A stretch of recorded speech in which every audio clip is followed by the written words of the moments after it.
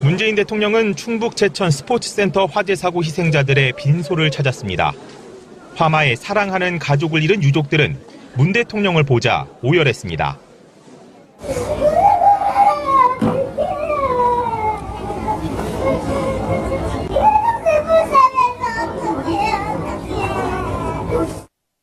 문 대통령은 빈소를 돌며 손을 잡고 등을 다독이며 슬픔에 빠진 유족들을 위로했습니다.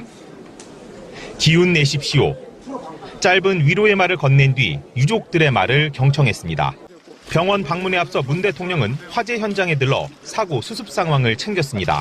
공식 일정이 없었던 문 대통령은 오전 현안점검 회의에서 전격 제천 방문을 결정한 것으로 알려졌습니다. 시커먼 연기가 창문으로 쉴 새 없이 뿜어져 나옵니다. 하지만 사우나가 있던 2층과 3층은 예외입니다. 욕탕 쪽 건물 외관이 창문이 없는 이른바 통유리로 되어 있기 때문입니다. 2층 사망자 대부분은 연기에 질식한 것으로 알려졌는데 창문이 없어 연기가 빠져나가지 않았기 때문으로 추정됩니다. 창문이 없다 보니 사고가 나도 탈출하기가 어렵습니다. 안에서 유리를 깨고 밖으로 나올 수도 있겠지만 이번처럼 갑작스런 상황엔 마땅히 도구를 찾기도 어렵고 도구가 있다 해도 쉽지 않습니다. 건물의 외관에 이용되는 이런 유리 같은 경우는 아주 큰 망치로 깨도 사실상 잘 깨지지 않을 정도의 강도를 가지고 있기도 하거든요. 건설기술연구원이 최근 실시한 드라이비트 외장재 화재 시험 장면입니다. 3층 건물 높이의 드라이비트 벽을 만든 뒤 아래쪽에 불을 붙였습니다. 5분이 지나자 불길은 벽 상단까지 타고 가듯 치솟으며 무섭게 퍼집니다. 짙은 연기를 뿜으며 불덩이로 변한 벽은 15분 만에 완전히 무너져 내립니다. 6m짜리 건물 벽이 순식간에 사라진 것입니다. 드라이비트 외벽이 우리 주변에 얼마나 많은지 찾아봤습니다. 서울의 한 전통시장 골목엔 상가 건물 여러 채가 모두 드라이비트 외벽입니다. 이게 상당히 이 경제성이 있는 마감 자재이기 때문에 많이 쓰였죠. 한 20년 정도 전부터 거의 비슷한 시기에 지어진 건물이기 때문에 그때 당시에 유행했던 이제 마감 재료를 사용을 한 거죠. 서울 강남 주택가도 마찬가지입니다. 줄지어 있는 다세대 빌라 외장재가 모두 드라이비트입니다. 딴 단열을 하고 붙일 벽 마감을 하는 것보다 드라이비트로 하면은 반 정도 싸게 먹힌다고 볼 수 있죠. 그리고 시공하기가 편리하고. 대부분 건물들은 5층 이하나 높이 22m 미만이라 법에 저촉되지 않습니다. 저층에서 발생할 확률이 높기 때문에 1, 2층 같은 경우는 난연 성능을 확보하는 단열재를 쓰게끔 하는 것도 하나의 방법이 될 수 있을 것 같습니다. 위험을 안고 도심에 널려있는 가연성 외장재에 대한 법 규정 재정비가 시급합니다. 30년 만에 개헌특위 활동 시한 종료를 앞두고 22일 열리는 본회의에서 여야가 특위 연장에 합의할지에 관심이 모아지는데요. 당연히 자유한국당은 지방선거와 개헌투표 동시 실시에는 반대! 더불어민주당은 개헌 시기를 약속하지 않는 특위는 연장할 필요가 없다라면서 자유한국당을 강하게 압박하고 있습니다. 여기에서 연장안이 통과가 되지 않으면 발의 시기 선택은 문재인 대통령에게 넘어간다는 거죠. 그냥 깔끔하게 문재인 대통령이 대신 발의를 해주면 좋겠네요. 그러니까요. 이게 개헌 논의가 정말 어려운 게 우리가 점심시간이 되면 배가 고프잖아요. 누구나 배가 고픈데 모든 사람마다 먹고 싶은 건 다 다르단 말이죠. 그래서 점심시간에 밥을 먹어야겠다는 필요는 똑같지만 그 내용은 다 다르단 말이에요. 국회의원들이 모두가 정치를 하는 사람이라면 누구나 개헌 이야기를 해요. 근데 그 개헌의 내용이 다 달라. 그래서 개헌을 하자 개헌특위를 구성하고 진행했지만 이렇다 할 결과물이 없이 지금 그 시한이 다 돼가는 이유도 그거거든요. 대표적으로 국민의당 원내대표 하고 있는 김동철 의원 있잖아요. 김동철 의원이 새정치민주연합 의원이던 그 당시에도 언론에는 안 나왔지만 뭐 상임이나 본회의나 발언 기회가 있으면 제일 먼저 꺼내는 게 개헌이었어요. 헌법에 문제가 많아서 지금 이 정치 상황이 이렇게 복잡해지고 있다. 그래서 꼭 개헌을 해야 된다. 그거를 일종의 무조건 깔고 가는 문장 있죠. 머릿말처럼 항상 입에 달고 살았거든요. 그런 의원들이 굉장히 많아요. 국회 안에. 그래서 그 국회 안에서 개헌을 주장하는 사람들도 개헌을 해야 된다라는 이 말에는 다 동의를 해요. 근데 실제로 그 개헌의 내용을 가지고 이야기를 시작하잖아요.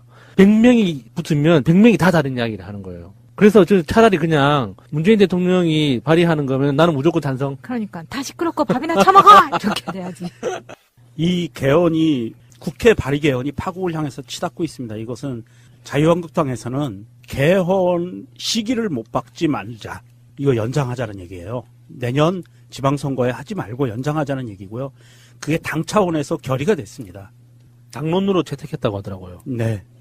그런데 지금 국민의 정서와 국민의당, 민주당, 정의당 등은 지방선거와 연계해서 해야 된다라는 입장이 명확하고요. 국민들은 이미 여론조사 결과 70-80%가 개헌에 찬성을 했고 지난 10월 여론조사에서도 이미 그 부분은 다 드러났어요. 그런데 지금 핵심은 뭐냐면 국회의원들이 놓치고 싶어하지 않는 한 가지가 있습니다. 이거 대통령 임기가 몇 년이냐 이게 중요한 게 아니에요. 국무총리를 국회의 권한으로 임명할 수 있느냐 없느냐가 제일 중요한 거예요. 국회에서는. 의원 내각제로 가는 그 중간다리? 그렇죠. 뭐냐면 지금 현재는 국무총리를 대통령이 임명하는데 국회의 동의를 얻어서 임명하잖아요. 네. 이게 아니고 국회가 국무총리를 임명하는 시스템으로 가고 싶은 거예요. 그런데 이게 아주 여러 가지 반발을 불러일으키거든요. 그러니까 국회의 권한을 최대화하고 싶어요. 그래서 나온 결과가 뭐냐 하면 그러면 국회의원의 자질을 어떻게 평가할 것이냐. 그래서 지금과 같은 300명을 갖고 있는 이런 후진적인 국회 시스템이 아니라 그러면 연동형 비례대표라든지 정당 명무식 비례대표라든지 해서 정말 실력 있는 사람들을 국회의원으로 놓으면 가능할 수 있어? 라고 해서 국회 선거 시스템도 같이 논의가 되는 거고요. 맞물려서. 저는 차라리 국회의원 정수가 한 700에서 900명 정도 되면 의원 내각제도 괜찮다고 생각합니다. 그러니까 실력 있는 사람들이 있어 네. 올바른 사람들이 있다면 자 그렇게 돌아가는 거고 거기에 촛불 민심은 국민의 기본권, 복지 이쪽을 굉장히 강하게 열망하고 있고요. 대한민국의 특성상 사실은 대통령 직선제를 물릴 수는 없어요. 국민들이 100% 반대할 겁니다. 이거는. 당연하죠. 내골린데 그건. 그렇죠. 예. 그래서 직선제를 바꾸지는 못할 거고 하고자 하는 것은 지금 국회에서 논의하고자 하는 것은 방금 전에 말씀드린 그거예요. 국무총리를 어떻게 임명을 할 것이냐, 국회를 구성을 어떻게 할 것이냐. 요게 핵심이에요. 그러니까 국회의 권한을 어떻게 더 강화시킬 건가. 그렇죠. 그라는 말이죠. 그런 게 핵심이기 때문에 여기서 이제 집권 여당, 민주당의 생각과 촛불 시민들의 생각이 얽혀 있는 대통령의 생각과 괴리감이 생기는 거예요. 그래서 지금 이게 합의가 안 되고 있는 거고 사실은 날짜를 뭐 밀고 땡기고 이런 문제는 사실은 지역적인 문제고요. 그래서 이미 한참 전부터 뜻 있는 사람들은 대통령이 발의해서 개헌할 수 있는 시스템을 준비해야 된다라고 계속 얘기를 해왔고요. 청와대에서도 이미 이거에 대한 준비 작업이 들어가 있는 걸로 알고 있어요.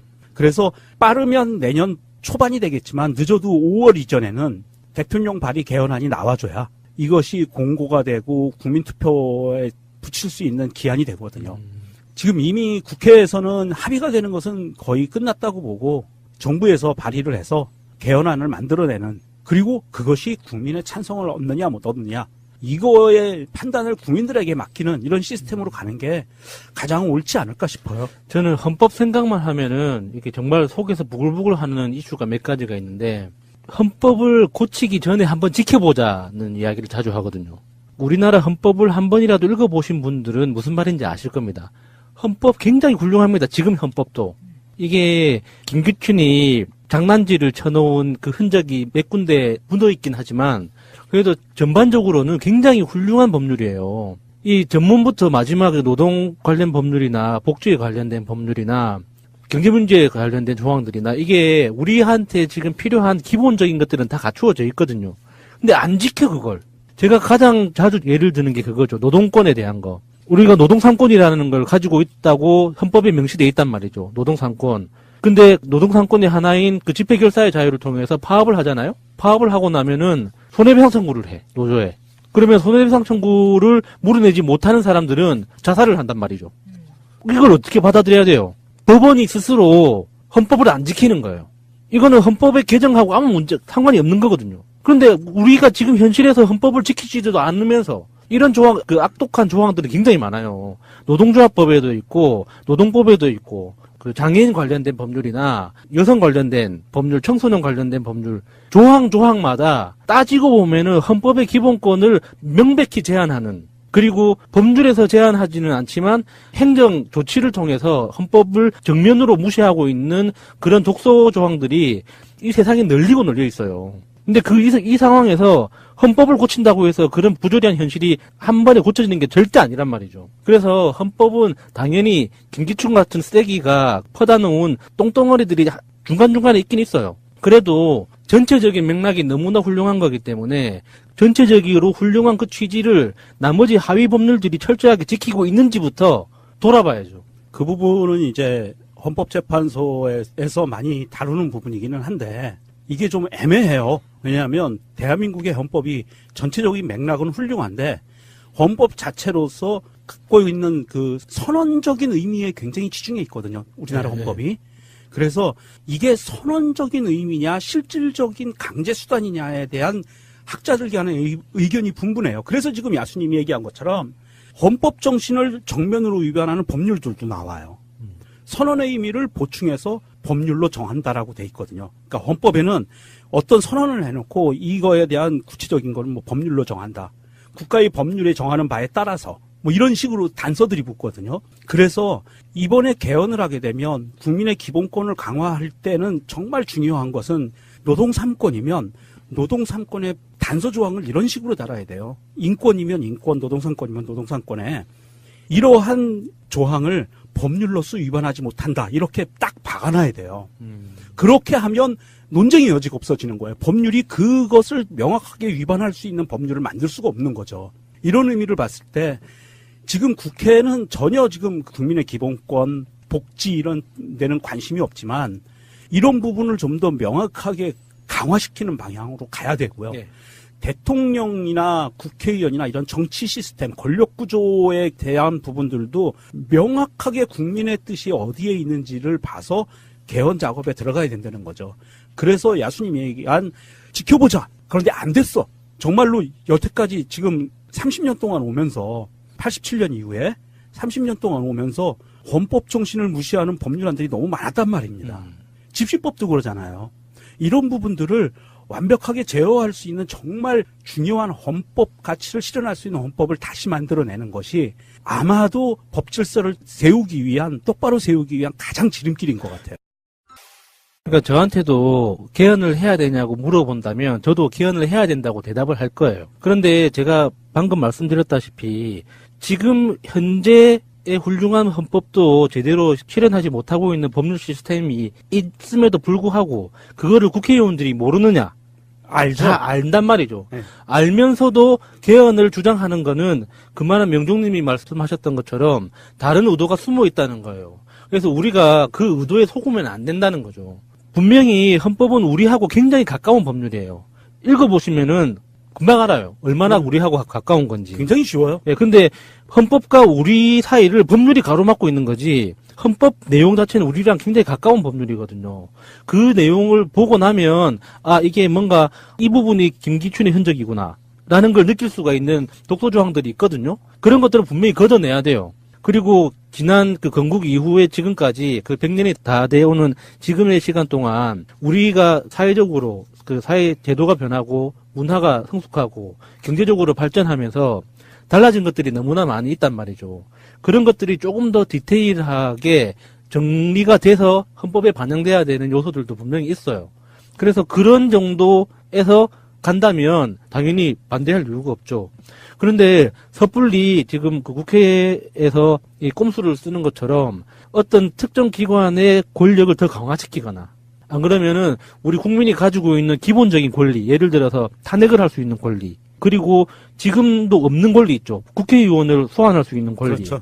이런 것들이 국민의 기본권으로 딱 못 박혀 들어간다면 진짜 저는 두 팔 벌려 환영하는 거예요. 근데 지금 분위기로 보면 그게 아닌 거죠. 우리를 위한 개헌인지 누군가를 위한 개헌인지 도무지 알 수가 없어요. 정치인들 하는 이야기가. 그래서 저는 일단 의심의 눈으로 봐야 된다는 거죠. 그게 심지어 문재인 대통령이 발의하는 내용이라고 하더라도 무조건 문재인 대통령이 발의를 했기 때문에 무조건 믿는 게 아니라 그 내용을 우리가 들여다 봐야 돼요. 그러면. 그래서 문재인 대통령 옆에서 누가 잡소리를 넣는지, 누가 불합리한 압력을 행사하는지 이런 것들을 우리가 감시를 해줘야 된다는 거죠. 지지율도 높고 대통령에 대한 신뢰가 높을 때 지금 이것을 해야 되는 적시라고 생각하기 때문에 자유한국당에서는 더더욱이 반대를 할 텐데, 그래서 민주당에서는 지난해 국회에서 박근혜 탄핵안을 가결시킨 탄핵연대처럼 반개헌 세력에 맞서기 위한 개헌연대를 추진을 하고 있다고 하네요. 개헌특위 활동 중단에 대해서 여당 책임론이 제기될 수도 있다는 점을 고려했을 때 민주당에서도 준비를 하고 있는 것 같은데, 개헌연대가 만들어진다면 우리 또 권리당원 150만 넘잖아요. 가만히 있을 리 없죠. 화이팅! 자, 그럼 개헌에 대해서 전문가들의 의견을 들어보도록 하겠습니다. 정권 연장을 위한 싱크탱크 32번째 시간입니다. 우리가 이렇게 공들이만큼 정화수 떠놓고 정권 연장이 되게 해주십시오. 정권 연장 되게 해주십시오. 계속 빌었더니 정권 연장이 된 것 같은 그런 기분. 그리고 사실 이러는 분위기 속에 정권 연장이 안 되면 큰일 나겠죠. 그럼요. 자, 지금 그럼요 하신 분 바로 이상구 복지국가 소사이어티 운영위원장님. 예, 반갑습니다. 이상구입니다. 예, 예. 그리고 어떤 경우에도 소개할 때까지 목소리 놓지 않는 바로 이분 이상희 공동대표님. 안녕하세요. 이상희입니다. 아, 그리고 사실상의 실소유주라고 말하고 있는 복지국가 소사이어티의 홍보팀장 퀴즈맨 서정우님. 예, 퀴즈맨 버터 바른 목소리 서정우입니다. 복소는 누구 겁니까? 서정우 겁니다. 제 겁니다. 뭐 이렇게 누구 겁니까? 꽉 그래야 되지 않나요? 와.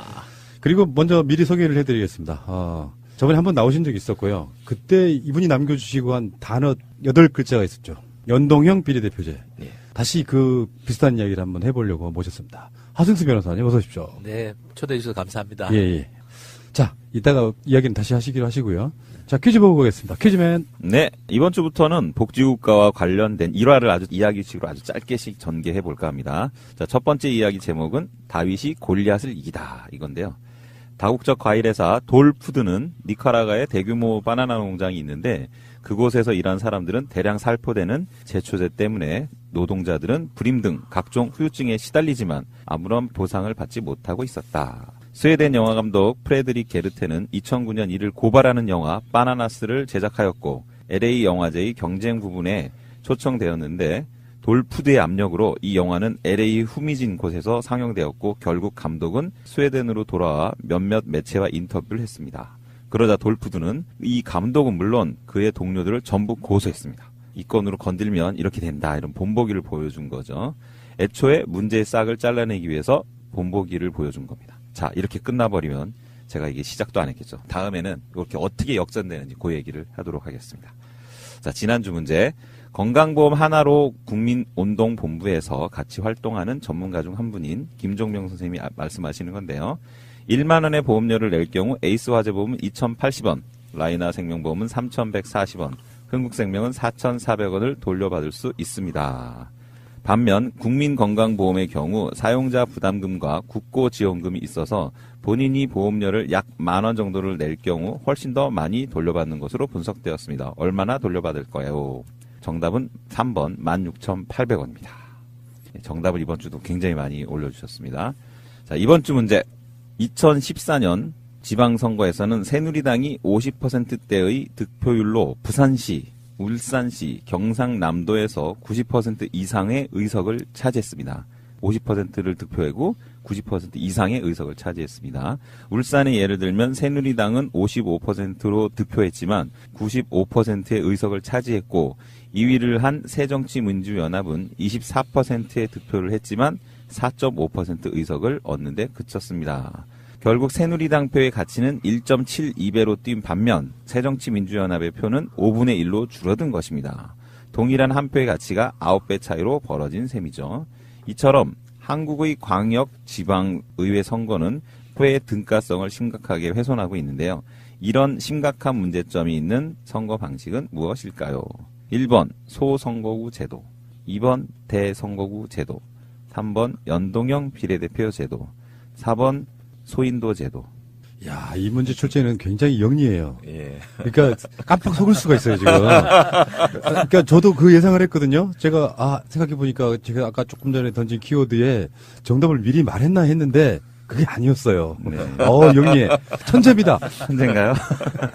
다들 긴장의 끈을 놓지 않으신 것 같습니다. 네. 네. 자, 하승수 변호사님 다시 나오셨고요. 오랜만이시죠? 예, 뭐 작년에 나오고 1년 만인 것 같습니다. 작년 11월 달에 나오신 걸로 기억하는데. 네. 그때 한참 촛불이 막 이글이글 불타고 있었어요. 맞습니다. 네. 근데 우리가 정권만 바꾸면 되는 게 아니고 네. 이러이러한 제도로 법이 바뀌고 해야 된다. 선거법도 네네. 바뀌어야 된다. 여러 가지 이야기를 하셨어요. 네네. 근데 1년하고 지금 한 1, 2개월 지난 건데요. 네네. 바뀐 게 있습니까? 일단 지난 5월 9일 대선 때 정권도 바뀌었지만 그 당시에 문재인 대통령께서도 이제 그 연동형 비례대표제 대선 공약으로도 채택을 하셨고요.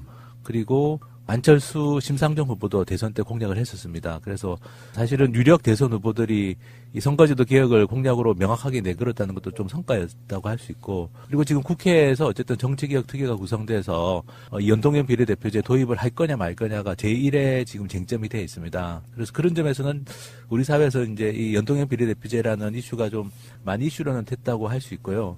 시민사회에서도 제가 이제 지금 비례민주주의 연대라는 단체 대표를 맡고 있는데 지금 550여 개 시민단체들이 정치개혁 공동행동이라는 걸 올해 결성을 했습니다. 그래서 제1순위 과제로 역시 연동형 비례대표제 도입을 지금 외치고 있습니다. 그래서 시민사회나 정치권에서 그동안 뭐 이 이슈가, 이 주제가 상당히 뭐 뜨거운 감자로 좀 떠오른 거는 사실입니다. 여전히 이제 국민들 중에서 모르시는 분들도 있지만 그래도 이전보다는 좀 많이 관심도가 좀 높아지고 있고, 지금 이제 앞으로 한 두세 달 안에 이걸 도입하느냐 마느냐가 개헌하고 맞물려서 결정되게 되어 있습니다. 그래서 지금 뭐 사실은 어떻게 보면 앞으로 한 두세 달 동안 아주 집중을 해야 되는 그런 상황이 되고 있습니다. 아까 그 변호사님도 말씀을 하셨지만 대선 공약의 어떤 선거제도 개편이라든지 여러 가지 것들 있잖아요. 예. 실제로 그 1년 사이 또는 뭐 문 대통령 취임 이후에 바뀐 것들이 있긴 있습니까? 뭐 아직은 바뀌지는 않았습니다. 네. 논의만 되고 있고요. 뭐 그거는 잘 아시다시피 뭐 워낙 자유한국당 홍준표 대표가 지금 뭐 개헌도 반대하고 선거제도 개혁도 뭐 반대하고 이런 입장이라서 아직까지는 이제 뭐 성과가 나오지는 않은 상태지만, 만약에 이제 개헌 같은 경우만 하더라도 국회에서 더 이상 답이 안 나오면 아마 대통령이 직접 나서는 상황도 오지 않을까 생각하고 있고요.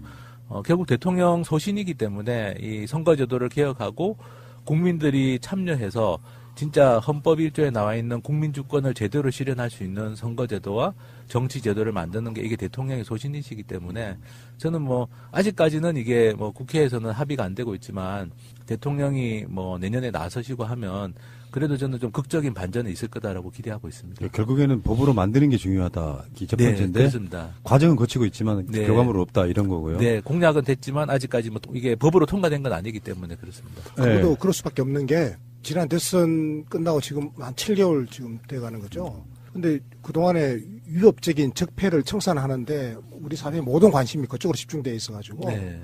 심지어는 개헌조차서도 일반 보통 사람들의 관심거리가 아니었거든요. 네네. 국회 개헌특위 만들어놨지만 사실상 거의 뭐 개정 휴업하다시피 네. 자기네들끼리 그냥 간담회 정도 하는 정도로 그냥 거치고 어떠한 결론도 도출해내지 못하고 뭐 특히 국민 참여적 방식 같은 거는 우리가 뭐 전혀 기대도 할 수 없었을 정도로 전혀 그런 게 이루어지지를 않고 있는 거죠.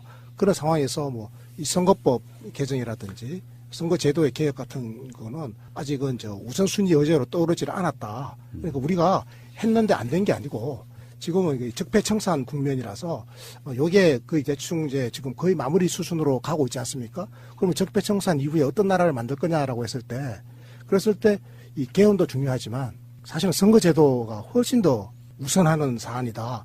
여기에 대해서 지금 문재인 대통령께서 지금 알고는 계시거든요. 네, 그렇습니다. 예. 지금 청와대 핵심보에도 알고는 계시고 하니까 앞으로 본격적으로 이 논의가 이제는 시작될 상황이 지금 온 거죠. 네, 그렇습니다. 그리고 뭐 사실은 그 국회 선진화법 때문에 뭐 지금 국정원 개혁이라든지 뭐 고위공직자 비수사처도 지금 법 통과가 안 되고 있는데 똑같습니다. 선거제도 개혁도 이제 그냥 국회에만 맡겨놓으면 지금 국회 선진화법 때문에 180명이 동의를 해야 되기 때문에 좀 어려움이 있고요.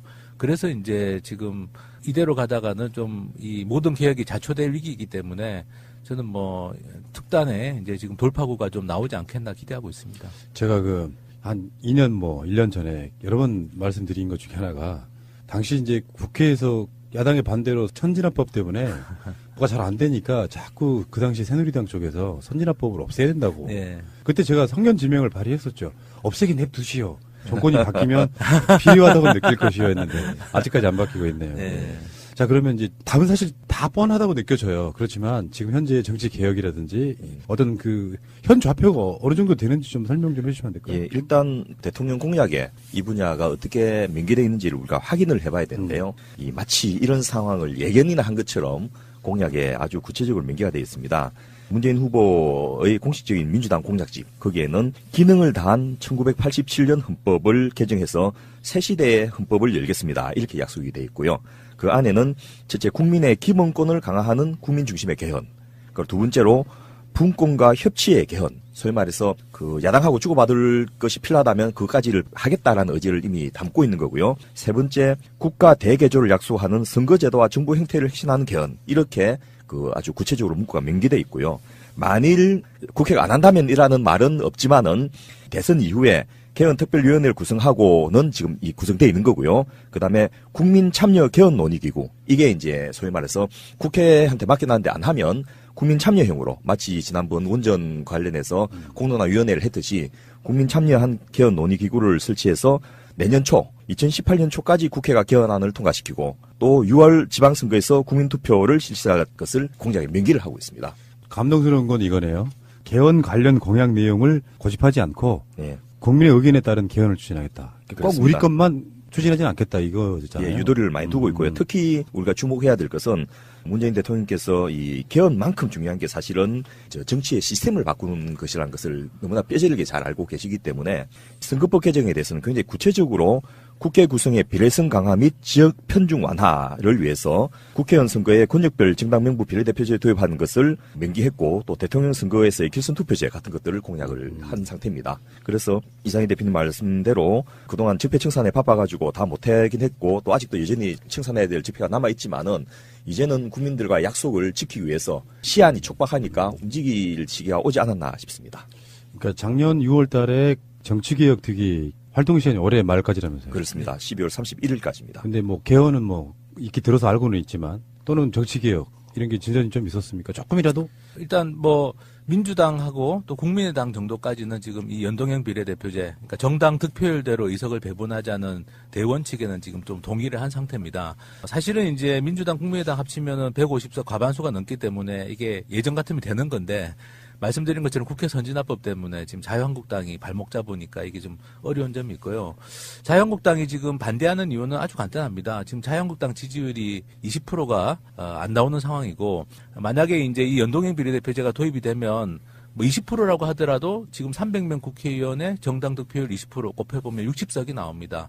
다음번 총선 때 이 지지율이라면 자유한국당은 지금 120석 넘지만 4월 총선 때 120석 넘게 가져갔지만 새누리당이 이제 앞으로 이 지지율이 유지된다면 다음번 총선 때는 자기들이 의석이 절반으로 줄어들어야 되는 300 곱하기 20% 하면은 60석이 나오기 때문에 자유한국당이 그것 때문에 지금 반대하는 겁니다. 그래서 뭐 자유한국당은 지금 뭐 논리를 내세우지 않고 그냥 이 선거제도 개혁 자체에 대해서 논의를 거부하는 분위기고요.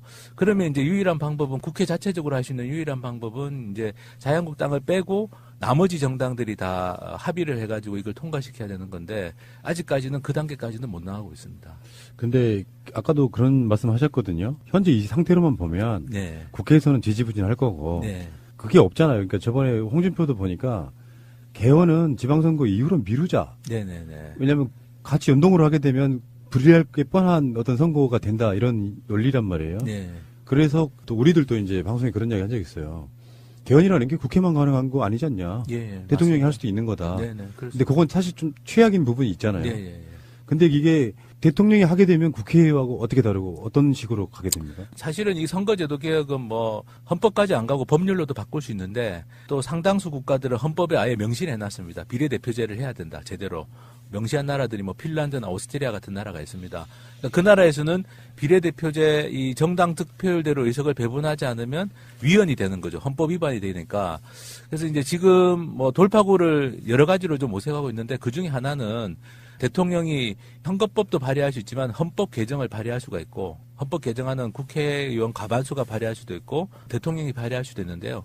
아예 그냥 대통령이 헌법을 발의하고 대통령 발의하는 헌법 안에 선거제도는 정당 득표율대로 의석을 배분하는 비례성의 원칙을 지켜야 된다. 이렇게 이제 아예 명시하자라는 게 요즘에 뭐 언론이나 시민사회에서 좀 주장으로 나오고 있습니다. 뭐 그런 방법이라도 좀 써보자. 그래서 만약에 그 헌법 개정안이 통과가 되면 그러면 이제 지금 이 승자독식으로 가는 이 선거제도, 자유한국당이 지키려고 하는 선거제도는 다 위헌이 되니까, 헌법 위반이 되니까 어차피 고칠 수밖에 없다. 이제 이런 쪽에서 이제 지금 돌파구 하나를 좀 찾고 있는 중입니다.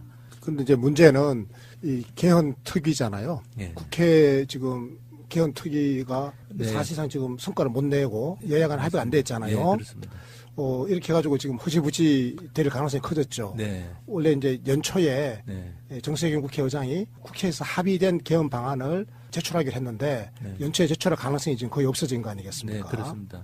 그러면 대통령이 이제 스스로 공약한 사항을 지키려면 대통령께서 아까 우리 이상구 운영위원장의 공약집에서 말해주셨는데 대선이 끝나고 난 다음에 정부의 개헌 특별위원회를 구성하고 그리고 국민의 의견을 수렴하기 위한 국민 참여 개헌 기구를 설치하겠다 그랬거든요. 그러니까 정부의 개헌 특별위원회를 구성할 수가 있는 거죠. 그렇습니다. 이게 원전 논의했던 공론화위원회 비슷한 형식으로 할 수도 있는 거고, 그러니까 일반 국민 중심으로 구성할 수도 있고, 또 관계 전문가들과 함께 구성할 수도 있고, 어떤 형태로든 간에 정부가 이제 이걸 할 수 있는 명분은 생기는 거예요. 네. 이걸 만약에 처음부터 집권하자마자 정부가 이걸 먼저 시작했으면 국회가 삐질 거 아니겠습니까? 네. 국회를 무시했다. 그러니까 국회 보고 하라고 대통령께서 현명하게도 기회를 주셨잖아요. 예. 그런데 국회가 지금 몇 개월 동안 공전하면서 약속된 시한 안에 결과물을 내놓지 못한 것은 국회의 잘못이니까. 그렇다고 이 중요한 개헌 이슈를 이대로 국회에 맡겨놓고 까뭉개고 가고, 심지어는 제1야당은 지난 대선 때 약속했던 그 6월 지방선거 때 개헌 국민투표하겠다는 그 약속 자체를 지금 뒤집고 있는 상황에서 국회 논의에 잠깐만 맡겨놓을 수가 없는 상황이 지금 전개된 거지 않습니까? 이런 새로운 상황에서 대통령께서 대통령 공약을 지키겠다라고 하면서 이렇게 지금 논의를 정부 주도로 하겠다라고 주도권을 가져가는 거는 그런 명분이 있는 거죠. 네, 그렇습니다. 예. 그리고 뭐 헌법에도 개헌안 발의는 국회의원 과반수도 할 수 있지만 대통령이 권한으로 할 수 있도록 되어 있습니다. 그러니까 법으로 정해져 있는 거로군요. 네, 그러니까 헌법에 보장된 대통령 권한이니까 그걸 행사하는 것 자체는 사실은 뭐 시비걸 대상이 안 되고, 더구나 이제 말씀하신 것처럼 국회에 충분한 시간을 줬습니다. 개헌특위는 1년 동안 활동했고 정치개혁특위도 6개월 동안 시간을 줬는데 지금 생산적인 결론을 못 내리고 있으니까, 그러면 뭐 대통령이 나서서 대통령의 소신대로 선거제도 개혁은 헌법에 명시하고, 그리고 뭐 개헌 관련해서는 국민들의 의견 들어서 공약대로 국민 참여 개헌을 하겠다, 이렇게 저는 좀 이제는 대통령이 나서실 때가 됐다. 자, 네. 이 방송 재미를 위해서 예상해보는 시간을 갖겠습니다. 어떤 식으로 개헌이 된다 안 된다까지 말씀해 주시면 되겠습니다. 네. 내년 6월에 개헌이 된다 안 된다. 네, 저는 됐으면 좋겠습니다. 됐으면 좋겠습니다. 하는 것은 그 답안지에 없는 건데. 참 재미가 없어요. 된다. 아니, 잠깐만요. 된다고 말씀하세요. 답안지에 된다. 네, 저는 된다. 안 된다. 안 된다 하십니까? 네. 저는 6월은 아니더라도 개헌은 된다. 아, 그런다고 그것도 누가 답안지에 못해요. 없는 거라니까. 아, 진짜 아니, 그거는 답안지에 없는 거 하면 안 돼. 저보다 더 비겁하신데. 아니, 개헌은 언젠가는 되겠지. 언제가 육공학으로 갈 거예요, 지금. 변호사님 말씀 한번 들어볼게요. 아니, 저도 뭐 상상을 위해서 한번 된다라고 해본 건데요. 일단 저는 내년 1월에 대통령이 이런 식으로 간다면 다 안 되니까 내가 개헌안 발의하겠다라고 저는 좀 선언을 하셨으면 좋겠고요. 그리고 1월부터 한 3월까지 한 2달 정도 집중적인 의견 수렴을 하면 됩니다. 왜냐하면은 국민들이 대체로 바라는 것들은 정해져 있습니다. 뭐 기본권이 강화돼야 된다. 뭐 직접 민주주의. 이제는 뭐 국회의원도 잘못하면 소환도 시킬 수 있고, 국민들이 뭐 헌법이나 법률안, 국민 발안제도 직접 국민들이 헌법이나 법률안 낼 수 있도록 하고, 이런 제도들은 다 뭐 촛불 들었던 시민들이 공통된 마음이라서, 그런 뭐 기본권 강화, 직접 민주주의 확대, 지방 분권 이런 것들은 뭐 별 이견이 없을 겁니다. 그래서 지금 이견이 있는 것은 선거제도하고 그 권력구조 문제 정도인데, 선거제도는 뭐 대통령께서 늘 비례성이 보장되는 그 연동형 비례대표제로 가야 된다고 말씀하셨으니까 자기 소신 담으면 되고, 그럼 유일한 쟁점은 이 권력구조 하나만 남기 때문에 거기에 대해서 집중적인 2달 동안 토론해서 저는 3월에 대통령이 발의하고, 만약 대통령이 그렇게 의견 수렴을 해서 발의를 하면 그걸 국회 아무리 자유한국당이라고 하더라도 저는 그거 부결시키는 건 엄청난 부담을 진다고 생각합니다. 저는 뭐 국회 통과 가능성도 잘하면 만들 수 있다. 그래서 진짜 내년 6월 13일 지방선거 때 개헌 국민투표 해가지고 87년 이후에 못 바꾸고 있는 헌법도 바꾸고, 선거제도도 비례성의 원칙이 헌법에 명시돼서 이제 국회에서는 도저히 안 바꿀 수가 없도록 만드는 이런 절묘한 한 수를 저는 대통령이 던지지 않으실까? 던지신다면 가능성이 있다라고 저는 보고 있습니다. 저는 대통령이 그렇게 아마 하실 가능성이 있고 또 우리 시민사회에서 요구하고 또 여론이 또 그런 방향으로 전개되고 하면 이게 제2의 촛불에 기대고 열망 아니겠습니까? 그럼 청와대에서는 그걸 받아 안고 또 시민과 함께 그런 방향으로 갈 수 있다고 생각해요. 그런데 제가 안 된다라고 하는 이유는 자유한국당은 죽었다 깨어나도 안 받는다. 그 안에 다이아몬드가 산더미처럼 들어있어도 절대 안 받는다. 왜? 그걸 받는 순간에 6월 지방선거에서 참패하게 되고 홍준표 이하 모든 지도부가 전부 다 지역으로 들어가는 게 이미 예정되어 있기 때문에 절대 받을 수 없다. 안 받는다. 이거는 명백한 겁니다.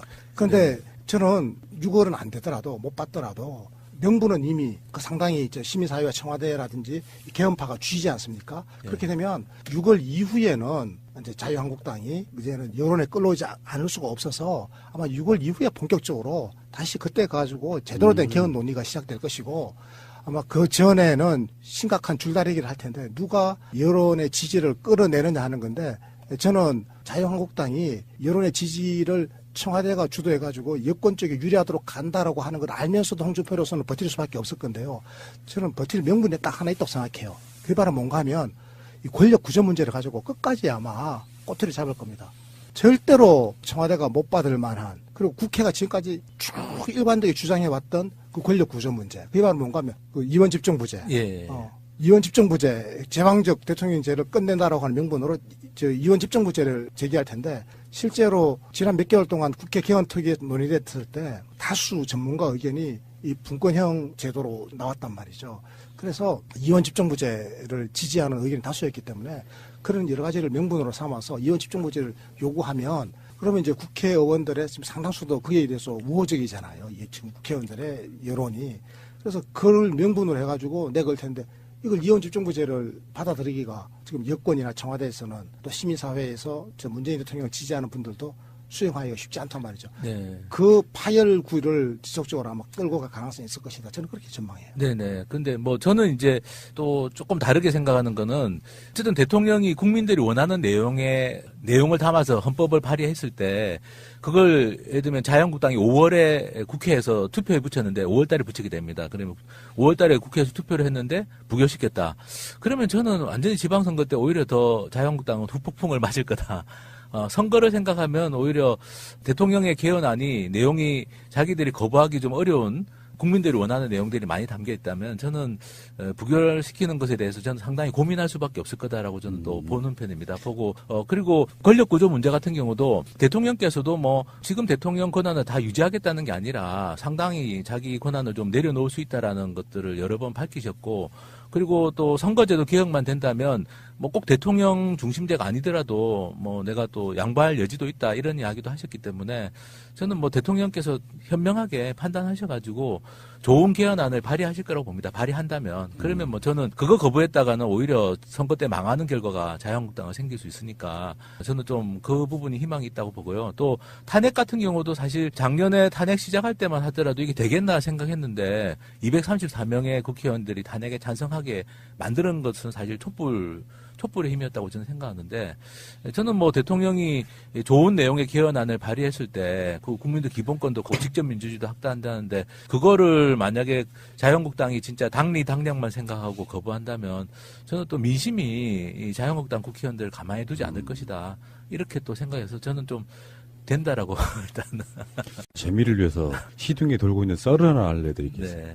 문재인 대통령 1년 채우고 지방선거가 있잖아요. 여기서 사실 개헌을 했을 때 문재인 대통령이 유리한 건 하나도 없어요. 그렇죠. 본인이 불리한 걸 감수하면서라도 정치개혁 및 개헌을 해내겠다는 의지란 말이에요. 근데 그 다음에 또 선거를 한 번 더 할 수 있는 게 그 사이에 총선이 한 번 더 있죠. 2년 더 지나면. 그 총선 때 문재인 대통령 임기를 3년으로 단축시키고 한시적으로 4년 중임제를 하는데 한 번 더 출마하게 할 수 있는 그런 식의 개헌을 할 수도 있다는 썰이 있어요. 들어보신 적 있으시죠? 아닙니다. 저는 임기 단축이라는 썰을 못 들어봤습니다. 야당이 갖고 있는 여러 가지 구상 중에 하나라고 이렇게 전 들었었거든요. 그 원래 대선 전에는 그런 이야기가 있었는데 대선 후에 최근에는 저는 그런 이야기는 못 들은 것 같고요. 저는 지금 문재인 대통령 임기는 전혀 관계없다. 개헌을 하더라도. 왜냐하면은 이미 뭐 지금 대통령 임기가 시작됐고 5년 임기 보장받은 거기 때문에 만약에 개헌을 해서 뭐가 좀 바뀌더라도 그거는 2022년 문재인 대통령 임기 끝나고 다음 대통령부터 적용될 수밖에 없다고 봅니다. 최근에는 뭐 거기에 대해서는 야당들도 제가 알기로는 뭐 대통령 임기 단축 같은 이야기는 못하는 걸로 알고 있습니다. 그런 이야기 감히 꺼낼 수가 없죠, 지금은. 별로 중요한 이야기는 아니다고 생각되지만은 저는 개헌은 되는데 유불은 아닐 것이라 예상한 이유가 이제 이번 22일 날 홍준표 당대표에 대한 이 판결이 어떻게 되는지에 따라서 자유한국당의 내분이라든지 이런 것들도 상당히 가능한 측면도 있고 또 두 번째 뭐 그게 큰 변화가 없다 하더라도 그 다음에 자유한국당이 좋아하는 게 지방선거에 영향 미치니까 그거를 9월달로 미루는 거 이거 좋아하지 않습니까? 그러면 이 개헌이나 그 선거법 개정 관련된 그 국민투표도 그러면 지방선거 끝나고 나서 9월달 미뤄서 하자 이렇게 똑같이 좀 이야기할 수 있지 않겠나라는 건데. 그러니까 저도 그렇게 보는 거예요. 예. 지금 저는 개헌을 하자라고 하는 입장에서 우리가 전략을 짜야 되는데 예. 무조건 6월달 지방선거와 동시에 해야 된다라고 하는 그게 지나치게 집착하다 보면 오히려 이제 전략적으로 우리가 많은 걸 놓칠 수도 있다. 그래서 아까 전 하성수 변호사님 말씀하신 것처럼 대통령께서 정말 좋은 개헌안을 야당도 함부로 그 뿌리칠 명분이 없을 만큼 아주 매력적인 개헌안을 만들어서 딱 던져놔 주시면 그러면 6월 지방선거와 함께 하는 거는 도저히 얘네들이 안 받더라도 지방선거 끝나고 난 다음에는 그건 본격적으로 하겠다라고 약속할 수밖에 없는. 왜? 이유는 선거에 영향을 미치니까라고 하는 거. 그거에 대해서는 서로 양해하고 그러면 끝나고 난 다음에 바로 연내에 이걸 시도하자. 이렇게 저는 이제 결판이 날 수 있을 정도로 우리가 조건을 만드는 그건 아주 좀 전략적인 접근이 필요한 거 아닌가 그런 생각이 들어요. 개헌 발의는 국회 과반수 그러니까 150석 이상이 되든지 아니면 대통령이 할 수 있는데 그 국민투표 부의는 개헌 같은 경우는 3분의 2지 않습니까? 저 말씀 200석을 확보해야지 가능하거든요. 그러려면 지금 자유한국당이 거의 120석 좀 못 되게 돼 있는데 거기서 20석 이상의 반발표를 만들어내야 되는 거예요. 근데 그럴 정도의 그 매력적인 제안이 뭐가 있을 것인가? 뭐 그거는 결국 국회에다가 총리 지명권을 주겠다 이런 정도까지는 충분히 가능하지 않겠나 싶고요. 그러면 자기들도 다수당으로 요즘 합당 탈당 뭐 잘하니까 이합집산 해가지고 총리 지명권을 행사할 수 있고 또 그러면 재수 좋으면 또 장관자리도 한번 해볼 수 있고 이렇게 지금까지의 국정에서 소외되고 또 앞으로도 별로 정권을 잡을 가능성이 없는 야당들한테도 희망과 기회가 생긴다는 의미에서 충분히 120석 내에서 이탈표를 상당 부분 만들어낼 수 있는 매력적인 제안이 아닌가 싶어서 저는 대로 주고 말로 받자 이런 이야기가 있지만은 그 팔 하나 내주더라도 그 상대편의 목을 따는 그런 전략으로 이걸 한번 제안해 볼지 않겠나 싶습니다. 무슨 복지 하시는 분이 말씀을 이렇게 목을 따세요. 무협지를 많이 읽어가지고. 근데 그 지금까지 많은 그 전문가들이나 정치인들이 상상도 못한 아이디어를 제가 하나 드릴게요. 지금 권력 구조 내모네 주로는 권력 구조라든지 선거법 관련한 법들 서로 합의안을 만들어야 되니까 힘든 거잖아요. 근데 보통 국민투표는 법을 만들어 놓고 이걸 찬성하냐 안 하냐 쪽으로 가는 거잖아요. 네. 그렇게 할 게 아니라 투표를 2번 하면 됩니다. 무슨 말이냐면 그러니까 권력 구조는 뭐 대통령 중임제냐 뭐냐를 국민들한테 투표하게 만들고 그다음에 선거 구제는 또 이러이러한 것들 중에 투표하게 만들어서 권력 구조에서 1등한 거 하나 하고 또 다른 거 하나 가져와서 그걸로 나중에 한 1년 정도 법을 만들어 안을 만든 뒤에 국민들에게 국민투표하라고 하면 됩니다. 근데 자꾸 권력 구조부터 시작해서 국회에서 단일한 안을 만들어가지고 국민들한테 찬성이요 반대요를 물어보려고 하니까 어려워지는 거예요. 안 그렇습니까? 예. 뭐 그것도 사실은 생각해 볼 수 있는 아이디어인데요. 왜냐하면은 그래서 시민단체들이 주장했던 것도 비슷한 아이디어인데 뭐 그걸 국민투표로 물어보지는 좀 어렵습니다. 그 현행 헌법상 그 뭐 권력구조나 선거제도 하나를 가지고 국민들한테 국민투표를 물어보는 건 좀 어려운데 그렇지만 이제 저번에 신고리 5.6호기 공론화 하듯이 추첨으로 이렇게 시민들 뭐 한 500명 이렇게 구성해가지고 치열하게 토론해 보는 거죠. 뭐 선거제도 한번 선택해 보시라고 하고 권력구조도 한번 토론해서 선택해 보시라고 하면 대체로 우리나라 국민들이 원하는 게 뭔지는 나올 수 있습니다. 제가 보기에는 한국의 국민들은 어쨌든 대통령 직선제는 반드시 유지해야 된다라고 하는 게 저는 여론이라고 생각하고요. 그리고 대통령하고 총리 사이의 권한을 어떻게 분배를 하든 최종 결정권은 대통령이 가져야 된다. 저는 뭐 그 정도는 한국의 국민들이 대체로 생각하고 있는 방향이 아닐까 생각합니다. 그러면 뭐 그 선에서 저는 정리가 될 거다. 국회의원 300명 자기들끼리는 합의를 못해도 국민들 한 300명 모여가지고 토론하면 선거제도 권력구조에 대해서는 저는 어떤 합의안 같은 걸 만들 수 있을 거고, 그러면 뭐 저는 대통령이 그걸 받아서 개헌안 발의를 하실 수도 있고, 저는 말씀하신 그런 방법도 충분히 뭐 국민투표는 아니지만 예, 국민투표에 준하는 어떤 그런 토론이나 의견 수렴을 해가지고 그런 국회의원들이 정리하지 못하는 쟁점들도 정리해 볼 수 있을 거다. 저는 좀 그렇게도 생각을 해봅니다. 이게 이미 그러니까 그 국민 참여 개헌 논의 기구 예. 설치라고 국민 참여 개헌 논의 기구 맞습니다. 네. 이미 이게 대선 때 공약하신 거거든요. 명분이 있네요. 이거 공약하신 거를 이제 원래 바로 해야 되는데 집권하시면 바로 해야 되는데 이거를 안 한 이유는 국회에 대해서 충분한 기회를 드린 거잖아요. 근데 국회가 못했고 또 제1야당이 지방선거에 영향 준다는 이유 때문에 그때는 피하자라고 저렇게 고집을 부리니 그러면 그 사이에 대통령께서 이러한 국민 참여형의 공론화 기구를 운영해 보시는 거는 그 얼마든지 가능한 거예요. 아, 그리고 이런 생각도 할 수 있지 않아요? 저는 개인적으로 4년 중임제건 뭐건 이런 건 별로 관심이 없어요. 아직까지도 5년 단임제가 괜찮다고 느끼는 사람 중에 하나예요. 어느 어떤 시점까지는. 그러니까 권력구조 같은 거 안 바꾸고 그 헌법 내용에 이제 뭐 인권도 강화하고 지방 뭐 등등의 최근에 필요한 것들을 좀 집어넣고 진짜 중요한 연동형 비례대표 정도를 수용할 수 있는 이렇게 굉장히 좀 축소된 어떤 걸로도 가능하지 않아요? 그렇죠. 원포인트 개헌 같은 것도 가능한데요. 저는 일단 국민들의 요구가 더 이상 이대로는 안 되겠다라는 어떤 한계까지 오지 않았나 싶습니다. 뭐 최근에 예산 심의만 보시더라도 애들 우리가 다만 한 푼이 아쉬운 사람한테 이미 그 예산 안에 확정되어 있는 것을 2달이나 늦춰가지고 460만 명이 거의 한 5천억 가까이의 돈을 못 받게 만드는 이런 식의 정말 정치권으로서는 그 정상적으로 내릴 수 없는 판단을 자기 당의 그 당리당이라고 해서 내리는 이런 국회.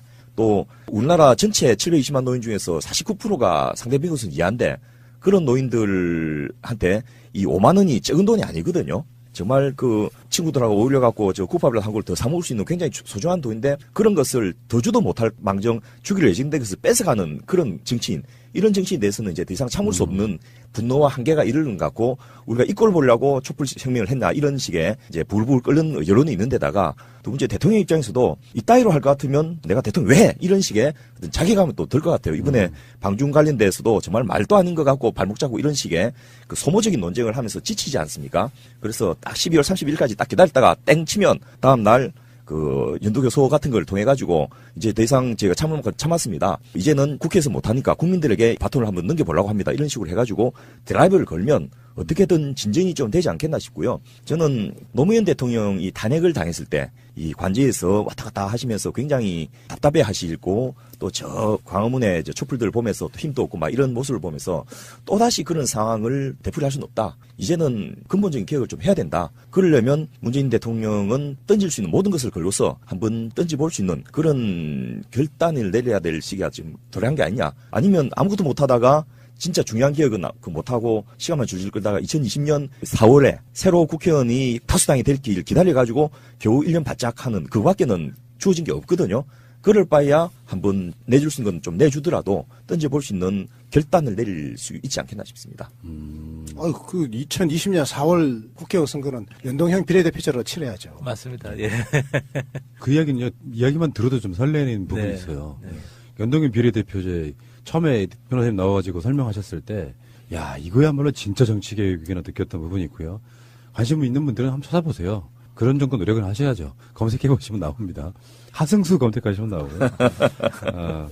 근데 이게 이제 뭐 좋은 쪽으로 개혁을 하려면 끝도 없어요.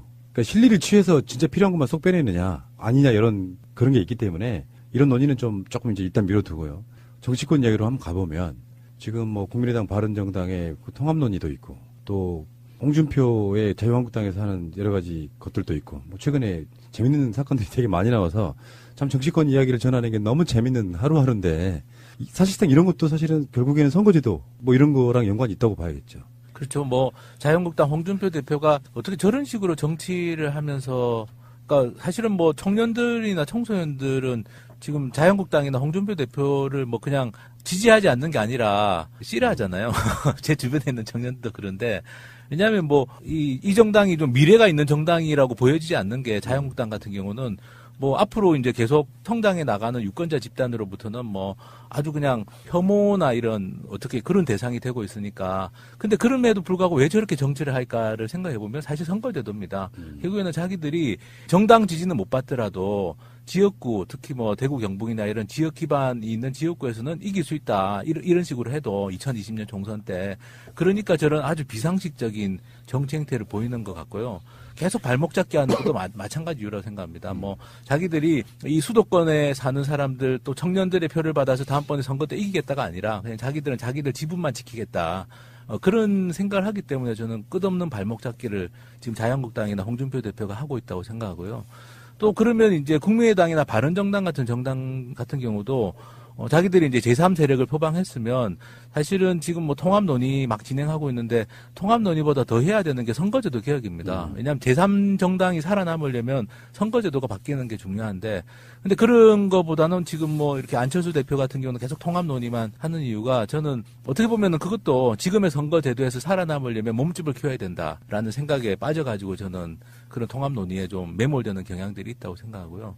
그래서 좀 많이 제가 보기에는 좀 안타깝고 결국에는 뭐 지금 자유한국당의 행태나 국민의당 바른정당 통합론이나 이런 것들도 결국 현행 선거제도 이 지역구에서 1등 해야 되는 선거제도 때문에 이 선거제도를 전제로 해가지고 자기들이 어떻게 살아남을지를 생각하다 보니까 사실은 이렇게 좀 국민들이 보기에는 좀 이해가 안 되고 또 사실 납득되지 않는 이런 정치 행태들이 나오지 않나 생각합니다. 제가 약간 보충을 하자면 그 홍준표는 지금 경남이잖아요. 그리고 주력이 지금 TK 쪽이지 않습니까? 자유한국당의 지역구가 이제 그쪽의 출신들이 워낙 지금 목소리가 크죠. 그런데 그쪽에서는 방금 말씀하신 것처럼 우리 하성수 변호사님 말씀처럼 그 소선거구 제도라고 하는 기존의 선거 제도가 그렇게 하면 할수록 오히려 더 유리하니까요, 그죠?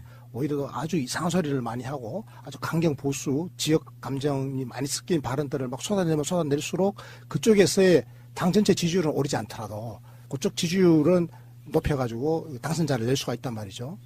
그런데 그쪽에서도 약간 좀 다른 성격의 사람들이 있을 수가 있어요. 예를 들면 수도권에 있는 원외라든지 또 원내에 있더라도 수도권에 있는 사람들은 지금 정권에서는 다음 국회의원 선거에 소선거구로 나가면 거의 다 떨어진다고 봐야 되거든요. 그래서 만약에 이제 권역별 연동형 비례대표제 권역별로 되면 그들에게는 기회가 있단 말이에요. 그렇습니다. 그래서 저는 그 부분을 굉장히 우리가 유념해서 봐야 된다. 자유한국당 국회의원들 중에서도 수도권 국회의원들은 좀 처지가 다른 거죠. 그런 게 있고요. 그다음에 저는 바른정당하고 국민의당이 지금 통합 논의를 하고 있는데 이 통합 논의의 성격을 자세히 들여다보면 이 사람들은 지금 살아남기 위한 최후의 어떤 몸부림 같은 거라고 보는 거잖아요.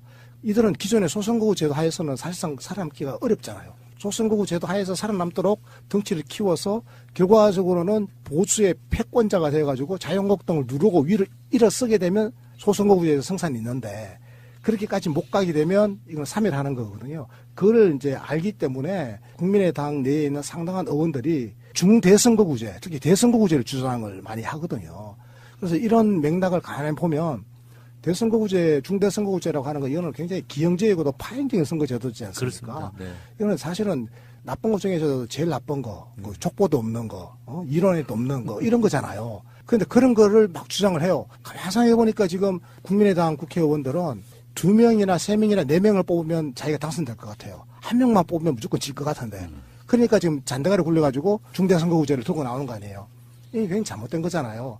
그런데 여기서 우리가 한 가지 또 희망의 메시지를 발견해야 되는 거는 이들이 중대선거구제를 이야기하는 거는 소선거구제에서는 성산이 없다는 건 확실한 거잖아요. 그렇습니다. 자, 예. 그러면 소선거구제의 반대편에는 연동형 비례대표제가 많이 있는 것이지 중대선거구제는 우리의 선택지 아예 없다라고 하는 사실을 명확하게 해주면 그러면 이들은 이제 우리 쪽으로 와서 네, 연동형 그렇습니다. 비례대표 지지 세력이 될 수가 있거든요. 그렇습니다. 예. 이렇게 따져보면 대통령께서 정말 자만해 주시면 좋은 제안만 해주시면 그리고 시민사회가 힘을 잘 몰아가지고 깨어있는 시민들의 거대한 연합체를 형성만 하기만 한다면 저는 이게 선거제도 고치는 것을 얼마든지 할 수 있겠다. 네. 이런 희망의 메시지를 저는 주고 싶습니다. 네. 아까는 안 된다고 하시던. 그건 개헌. 아, 개헌. 개헌이 그렇다라는 거. 네. 개헌은 그 6월 달에 지금 개헌 국민투표를 선거하고 같이 하자는 거잖아요.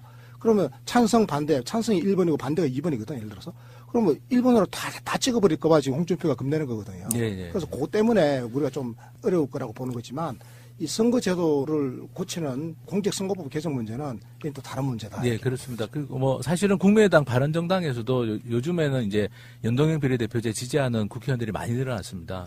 그리고 중대선거구제 이야기를 아직도 하는 분들이 있지만 말씀대로 그거는 뭐 이론적으로도 근거가 좀 약하고 그리고 현실적으로도 이게 받아들여질 가능성이 별로 없어서 그래도 그 안에서도 이제 연동형 비례대표제 조금 지지하는 목소리들은 좀 커지고 있고요. 저는 선거제도 개혁하고 개헌은 결국 맞물려서 될 수밖에 없을 거다. 왜냐하면은 자유한국당이 어쨌든 선거제도 개혁을 아까 수도권에 있는 자유한국당 의원들에게는 이게 필요하다고 말씀하셨는데 사실 맞는 말씀입니다. 근데 지금 워낙 자유한국당 내부 분위기가 뭐 안 좋으니까 홍준표 대표가 워낙 막가파식으로 하고 있고 거기에 대해서 뭐 제대로 이렇게 다른 목소리를 못 내고 있는 상황이라서 그 자유한국당 일부 의원들을 끌어들이기 위해서라도 개헌하고 선거제도 개혁을 동시에 추진하는 게 그리고 명분상 뭐 이상구 위원장님 말씀하신 것처럼 뭐 자유한국당 의원들이 바라는 권력 구조를 뭐 그대로 해줄 수는 없고 그렇지만 대통령이 좀 일종의 성의를 표하고 그쪽의 의견들을 좀 진지하게 받아들이는 차원에서 뭐 소위 말하는 뭐 책임 총리제 정도 그러니까 총리와 관련해서는 국회가 좀 추천권을 가진다든지 뭐 이런 정도를 좀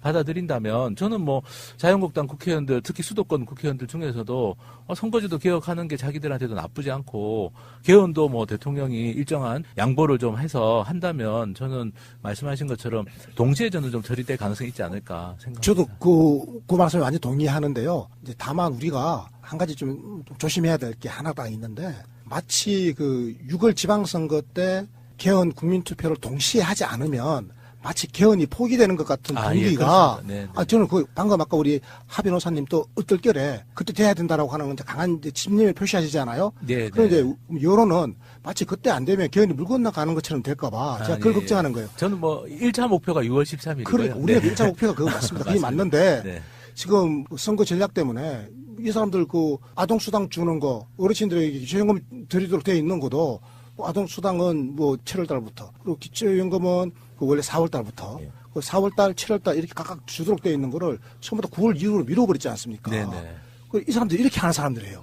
지방선거에 영향을 미친다라고 하는 명분이 그게 상당히 또 설득력이 있는 거예요. 그러니까 우리는 6월 달에 하자라고 최대한 설득하고 대통령께서도 설득하시고 또 시민사회도 설득하고 이렇게 해가지고 자유한국당이 최대한 응하도록 우리가 노력을 하겠지만 그럼에도 불구하고 자유한국당이 다 좋은데 제발 6월 13일만 피해주세요. 석 달만 미루어가지고 본격적으로 그 논의합시다. 이렇게 되면 그러면 개헌은 기정사실화 되는 거거든요. 그러니까 그 6월달 시기에 못 되더라도 개헌이 물 건너가는 게 아니라 개헌은 반드시 해야 된다라고 하는 그런 것들을 오히려 더 강화할 필요가 있다. 저도 같은 생각입니다. 그렇지만 어쨌든 6월 13일이라는 건 뭐 저는 홍준표 대표도 공약한 거기 때문에 저는 최대한 이거는 좀 몰아붙일 필요가 있다. 왜냐하면 대선 후보로 나온 사람이 대선 끝나고 몇 달 되지도 않았는데 자기 공약 180도로 바꿔가지고 개헌 국민투표 뭐 지방선거 때 하면 자기 당에게 불리하니까 안 한다. 저는 그거는 정치 도의상 있을 수 없는 일이라고 생각해서 저는 그래도 6월 13일이라는 목표는 좀 잡고 그렇지만 뭐 교수님 말씀처럼 도저히 안 된다고 하면 또 그때는 우리가 더 고민을 해봐야 될 것 같은데요. 명분상으로는 6월 13일은 저는 확실한 명분이 있다. 대선 때 모든 주요 대선 후보들이 약속했던 거기 때문에 저는 그 약속을 지키라고 요구하는 거는 우리 주권자인 국민들의 권리가 아닐까 최대한 해봐야 되겠다고 생각합니다. 이 방송 들으시는 분들이 정말 답답함을 느끼실 것 같아요. 마치 홍준표가 막 앞에 있는 것 같은 그런 느낌, 막 반대하고 이런 느낌. 그런데 말하는 우리 출연하시는 분들은 다 너무 선진해서 명분은 지켜야 되지 않겠냐고 하는데 결정적으로 만약에 정말 문재인 대통령의 의지가 있다면 개헌 발의권, 법에 정해져 있는 대통령 권한이죠. 합법적인 권한이에요. 그렇습니다. 그러면 그렇게 돼도 국회에서 또 결국은 통과를 해야 되잖아요. 그렇죠. 국민투표 부의권은 또 국회에 있으니까요. 그런데 이제 하승수 변호사님 뭐 최근에 말씀하시는 거 보면 홍준표 패싱? 자유한국당 패싱? 이게 무슨 이야기예요? 자유한국당 패싱이라는 게 이게 이제 자유한국당 끼워서 해서는 도저히 논의가 안 되니까 자유한국당 빼고라도 일단 뭐 선거제도 개혁도 논의하고 개헌안도 좀 합의를 해보자. 뭐 이런 이야기고요. 사실은 자유한국당 패싱이라기보다는 정확하게는 홍준표 패싱입니다. 홍준표 패싱. 홍준표는 빼고 가자. 어차피 홍준표 대표랑은 얘기해봐야 안 되니까 예. 홍준표 대표를 제외한 그리고 그쪽에 확실하게 서 있는 자유한국당 국회의원들은 안 된다고 보고 나머지 이 사람들을 어떻게 할 거냐. 좀 전에 이상희 대표님 말씀하신 것처럼 그런 쪽에 초점 맞추는 게 좋겠다. 그게 우리 정신 건강에도 좋고 네. 안 되는데 괜히 뭐 벽 보고 이야기해봐야 소용이 없으니까. 어쩌다가 그 일종의 공인이라는 사람이 이 지경까지 왔을까요? 아니 뭐 합리적 대화가 안 되지 않습니까? 사람 취급 안 하는 거잖아요 지금. 네. 이것은 인권의 문제라고 생각합니다. 근데 그거는 그렇게 표면적으로는 그렇지만은 이게 아주 엄혹한 이 정치 현실 때문에 나온 거거든요. 앞서도 언급했지만은 단순 소선거구 제도에서는 무조건 50%만 넣으면 거의 90%를 다 먹을 수 있기 때문에 영남권에 있는 사람은 어쨌든 다수의 보수적인 그 사람들의 동의를 얻으려 하고 홍준표가 아주 영민하게 이걸 아는 거예요. 그래서 무조건 반문재인을 떠들므로써 자기 지지 기반을 확보하고 또 거기 있는 의원들은 당협 위원장을 장악해야지 자기가 기초의원들, 광역의원들 공천을 줄 수 있거든요. 제가 볼 때는 네. 우리 하 변호사님은 그 홍준표를 못 이기겠네. 그러니까 홍준표는 완전 장사치로 지금 시정 잡배처럼 장사를 하고 있는데 그 지금 우리 변호사님은 그 이제 명분 그리고 이제 약속 지켜야 된다. 이게 옳다 이제 이런 거를 또 접근하고 계시니까. 지금 제가 왜 이런 말씀 드리는가 하면 홍준표 대표가요 6월 지방선거 때 함께하는 걸 지금 반대하고 있지 않습니까? 네. 자신이 내걸었던 지난 대선 공약조차도 뒤집으면서 지금 반대 행동을 하고 있잖아요. 그러면서 뭐라고 이야기하는지 그 이유를 한번 들어보면 이유가 뭐 예를 들어서 하 변호사님과 저 같으면 틀림없이 이렇게 이유를 달 겁니다. 지금 정부 여당은 대통령 중임제, 4년 중임제로 지금 권력 구조를 가져가려고 하는데 이거는 제왕적이라서 우리는 반대한다. 우리는 의원 집정부제 같은 거 아니면 의원 내각제 비슷한 거 뭐 이런 걸 하자라든지 뭐 이렇게 권력 구조가 서로 달라서 의견이 안 맞다 이런 식으로 가져가려고 그랬거든요. 양심이 있으니까. 저 사람은 그런 사람이 아니에요. 그런 거 하나도 상관없어. 그냥 선거가 공정하지 않다 이거는. 선거가 우리에게 불리하다. 이게 제일 정직한 장사꾼들이 하는 이야기예요. 사실 진짜 정말 솔직한 거죠. 정말 솔직한 거. 이렇게 하면 자기네 경상도에 있는 자유한국당 지지자들은 결집한다고 이게 홍준표예요.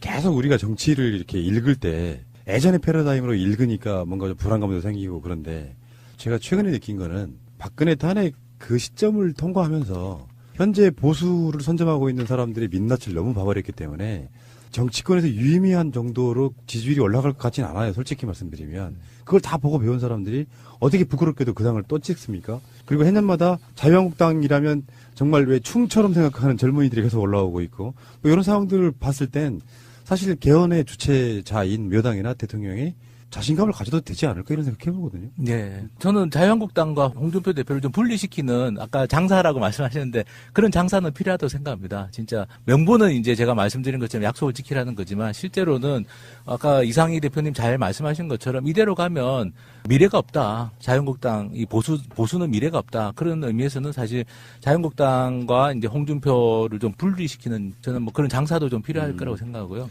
네, 그렇게 하면은 뭐 저는 말씀하신 것처럼 워낙 이제 지금은 어쨌든 국민들은 변화를 원하고 또 대통령에 대한 신뢰가 있고 뭐 제가 아는 어떤 굉장히 좀 진보적이고 급진적인 지식인이 요즘 자기는 의용이 됐다고 이야기를 하시는데 그 정도로 사실은 뭐 저는 대통령에 대한 지지도가 저는 탄탄하다고 생각합니다. 왜냐하면 말씀하신 것처럼 워낙 이제 그 전에 이명박 박근혜 전 대통령 때 워낙 뒤였기 때문에 그래서 저는 이 국면에서는 대통령이 좀 과감하게 나서고 우리가 이제 좀 여러 가지 명분과 장사를 잘 이렇게 잘 사용하면은 돌파 가능성도 있지 않을까 생각합니다. 아주 좋은 말씀이셨고요. 그럼 마지막으로 이야기 하나만 더 해볼게요. 당장 코앞에 6개월 딱 앞으로 다가온 지방선거. 근데 알고 보니까 그 시기에 개헌을 하냐 못하냐는 두 번째고 지방선거 제도에도 문제가 있다면서요. 예, 지방선거가 아까 이상구 위원장님 말씀하신 것처럼 지금 50%대 득표로 90% 의석을 차지하는 게 가능합니다. 그리고 사실은 좀 우려스러운 거는 뭐냐면은 대구 경북이나 이런 지역은 사실 요즘 야당표가 많이 나옵니다. 대구 경북에서도. 그래서 뭐 한 30% 정도는 야당표가 나오는 지역들이 많은데요.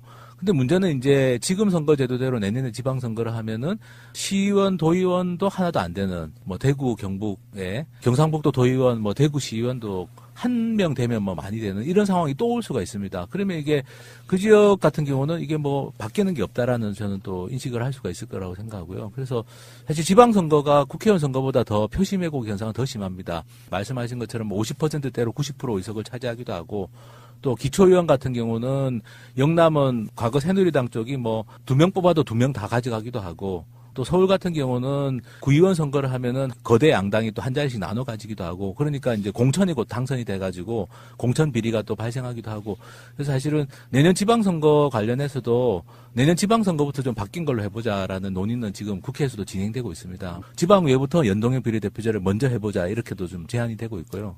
그래서 뭐 그것도 아마 국회의원 선거 제도를 바꾸게 되면 저는 지방선거 제도도 자연스럽게 바뀔 수밖에 없을 거라고 생각합니다.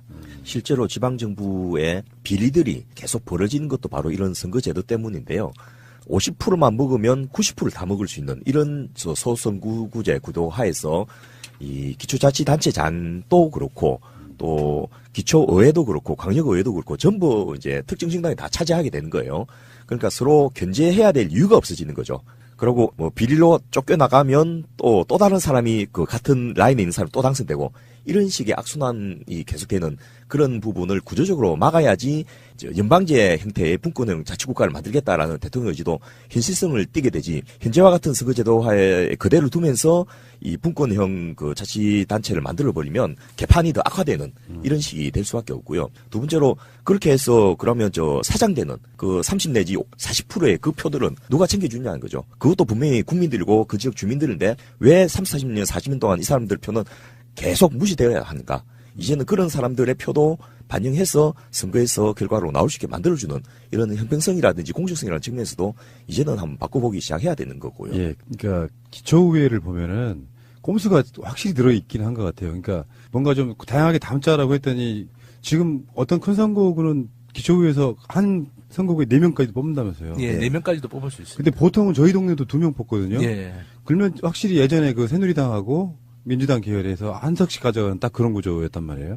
그러니까 지금 말씀인즉 기초의회나 이런 지방선거에도 연동형 비례대표제를 도입해야 된다. 여기 이야기하시는 거예요. 예, 유럽 같은 경우는 비례대표제 하는 나라들은 국회만 그렇게 뽑는 게 아니라 지방의회도 그렇게 뽑습니다. 그래서 뭐 10% 받으면 10% 의석 가져가고 20% 받으면 20% 의석 가져가고 그러면 조그만 이 구의회 같은 것도 다양한 정치 세력이 정책으로 경쟁하는 게 가능해지고 생활 정치가 진짜 가능해지는데요.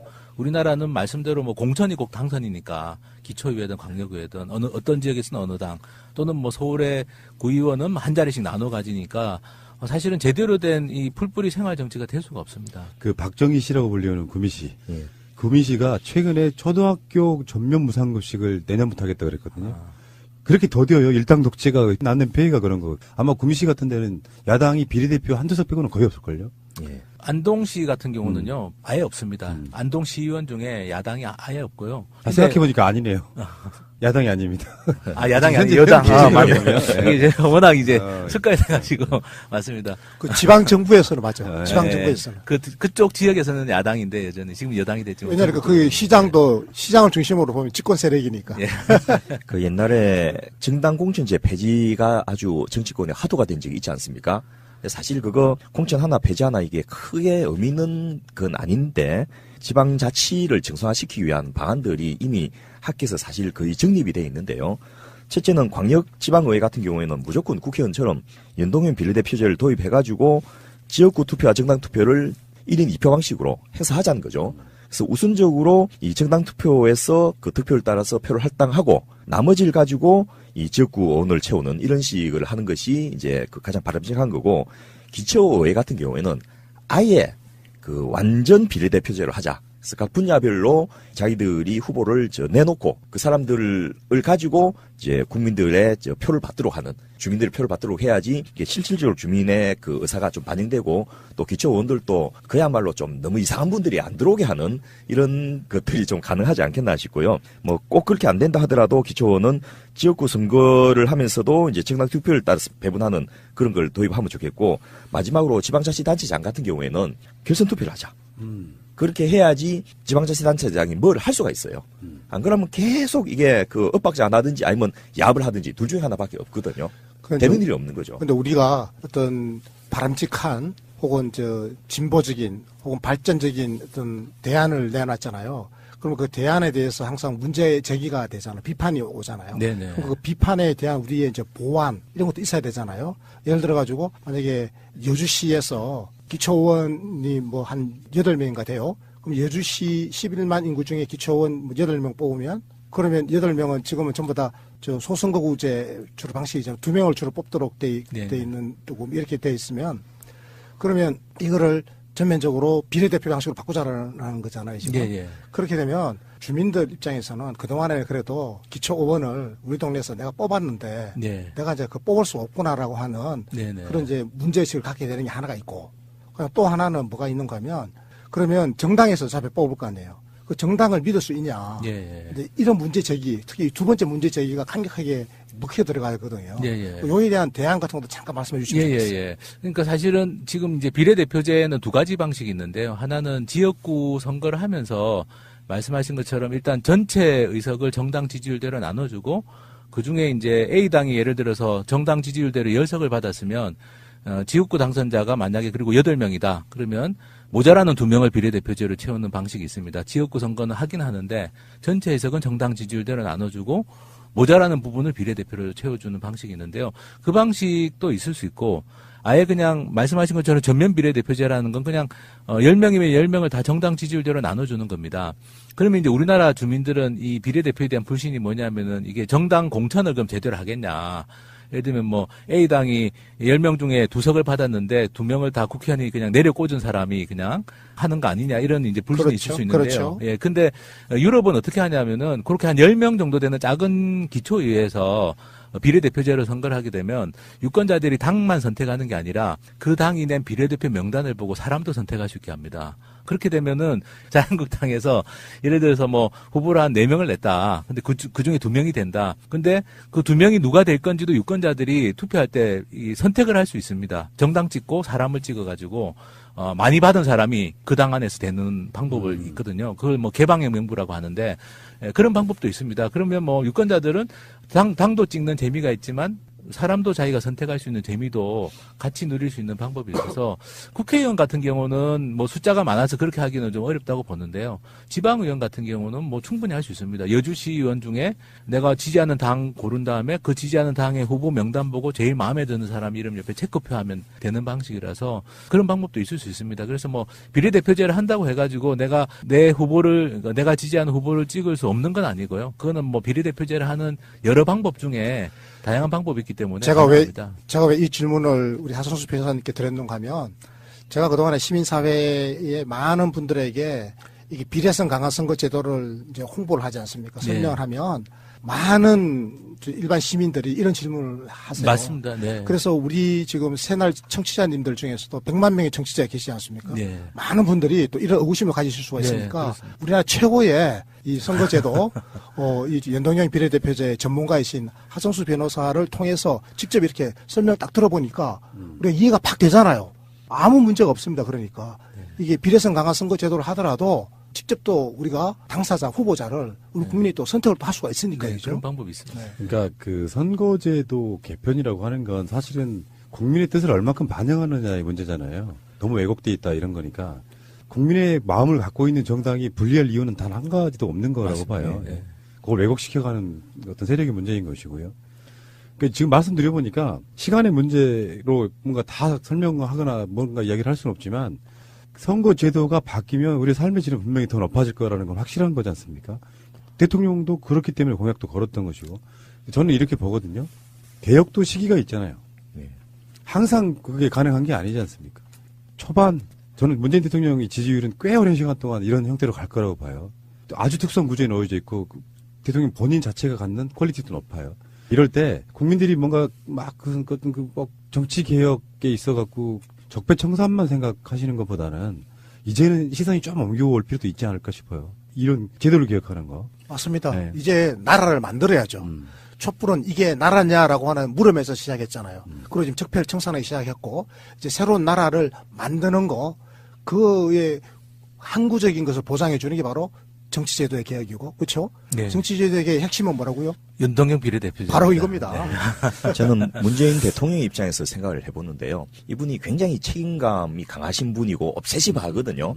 그래서 빚을 시작할 때는 너무 스트레스를 많이 받아가지고 이빨이 몽창 빠져서 그걸 전부 임플란트를 해넣는 그런 정도로 아주 솔직하고 충실하신 분인데 국민으로부터 위임받은 촛불혁명의 그 정화로서 본인이 대통령이 됐는데 문제는 촛불 휘문과 상관없는 놈들이 계속 발목을 잡고 있는 거예요. 그래서 이렇게 시간을 끌면서 하루하루가 바짝바짝 속이 타들어가는 이런 시간을 보내느니 과감하게 한번 던져보자는 거죠. 우리가 힘이 있을 때 던져가지고 너희들한테 일부 나눠주겠다.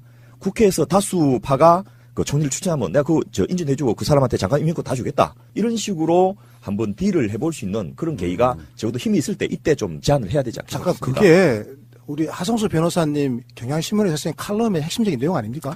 예, 근데 저는 국회에다가 총리 아예 지명권을 주는 거는 저는 좀 현재 물론 이제 선거제도 개혁하면 국회가 바뀌겠습니다만 저는 뭐 추천권 정도만 줘도 괜찮지 않을까 생각하고 그러면 뭐 이 총리가 대통령하고 상의해서 장관 뭐 임명 제청 같은 걸 행사하게 되면 저는 자연스럽게 이렇게 국회하고 대통령 간에도 협치가 될 거다. 그게 이제 제 뭐 핵심적인 생각입니다. 그래서 국회는 탄핵권이 있으니까 네네. 대통령은 또 네. 총리 거부권을 가지고 이렇게 해서 서로 견제하면서 가능하지 않겠나 예, 그동안 뭐 싶습니다. 너무 대통령제냐 의원정부제냐 이렇게 좀 추상적인 논의가 됐는데요. 사실은 뭐 아주 구체적으로 들어가면 대한민국 헌법에서 많이 안 바꿔도 된다고 생각합니다. 그냥 총리가 뭐 지금 헌법에 뭐 이 국무위원 제청권이나 이런 걸 행사할 수 있게 돼 있는데 지금까지는 행사를 잘 못했으니까 그걸 좀 행사할 수 있도록 총리가 국회의 어떤 지지를 받아서 좀 총리로서 임명될 수 있도록 하는 것만 해주면 저는 뭐 나머지 문제들은 차차 풀어가도 될 거라고 생각하고 그렇고 그렇게 되면 또 자기들이 임명한 총리 자기들 중에서 나온 장관이 있으면 적어도 한 정책에 대해서 60 내지 70%의 동의가 있게 되니까 국회가 좀 빨리빨리 굴러가면서 좀 생산적이 되지 않겠습니까? 그렇습니다. 이 생각이 같은 분들끼리도 할 말이 이렇게 많은 게 개헌, 뭐 선거구제 개편 이런 거라고 느껴지고요. 다시 한번 뭐 한 1년 전에 들었던 이야기보다 조금 더 많이 나가신 부분도 있고 고지는 저 앞에 있는데 이제 뭔가 이렇게 던지기만 하면 되는 것 같은 그런 느낌인데 지금 안 움직이는 그 답답함을 아마 우리 방송에서 이야기하신 것 같고요. 되겠죠. 역사는 진부하는 것이 거부할 수 있는 사람은 저는 없다고 생각합니다. 홍준표를 제외하고. 끌고 가지 않으면 역사는 끌려간다. 예, 그렇죠. 예. 자, 좋은 말씀들 감사드리고요. 다음 주에 뵙겠습니다. 고맙습니다. 감사합니다. 감사합니다.